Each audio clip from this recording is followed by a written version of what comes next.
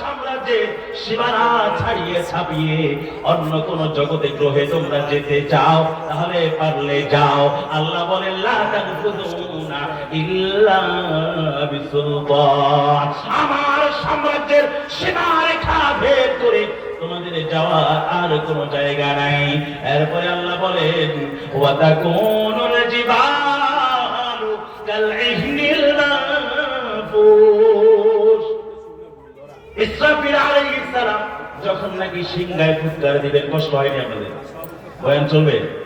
ওয়া তাকুনুল জিবালু কালইহনিল মানফুস। পৃথিবীর পাহাড়গুলা ধ্বনিত রঙিন পশমের ন্যায় উড়তে আরম্ভ করবে।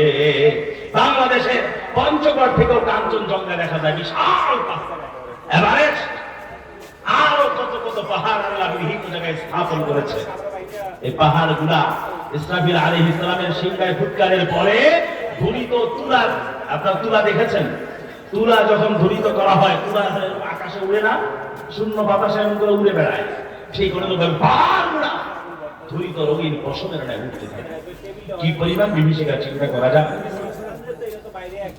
আল্লাহ নবী বলেন কিয়ামতের লাইভ সম্প্রচার দেখতে চাইলে সূরা তাকবীরে তোমাকে ঘুরে আসতে হবে, সূরা ইনফিতার তোমাকে অবগাহন করতে হবে এবং সূরা ইনশিকাকে তোমাকে গোসল করতে হবে। সূরা তাকবীরে আল্লাহ রাব্বুল আলামিন একে একে 12টা পয়েন্ট উল্লেখ করে বলেন ইদাশ শামসু কুওয়াত, যখন নাকি সূর্যটাকে আলোহীন করে দেওয়া হবে। এই সূর্যটা প্রতিনিয়ত 9 কোটি 13 লক্ষ মাইল দূর থেকে আমাদেরকে আলো বিকিরণ করে যায়। সকালবেলা পূর্ব দিগন্তে উদিত হয়, পশ্চিম দিগন্তে অস্তমিত হয়। মাঝখানের সময়টাতে নির্দিষ্ট সময়ে সংক্ষিপ্ত পরিসরে আমাদেরকে আলো দিয়ে যায়। এই যে বাংলাদেশ হলো সুজলা সুফলা শস্য শ্যামলা স্বর্ণপ্রসবিনী সবুজের ছায়া ঘেরা রূপসী বাংলায় এত চমৎকার ফসলের বাম্পার ফলন হয়।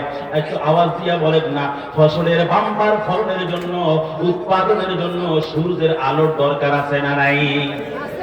আমাদের শরীরের ভিটামিন ডি এর জন্য সূর্যের আলোর দরকার আছে না নাই? এই যে আল্লাহ রাব্বুল আলামিন এত এত প্রোডাক্টিভিটি দিয়ে এই সূর্যটা আমাদের মাঝে এখনো পর্যন্ত বহমান রেখে দিয়েছেন। আল্লাহ বলেন ইদাশ শামসু কুমিরা, সূর্যটা আলোহীন হয়ে যাবে। সূর্য আর আলো দিবে কখন? ইসরাফিল আলাইহিস সালাম যখন সিংহায় ফুৎকার দেবেন।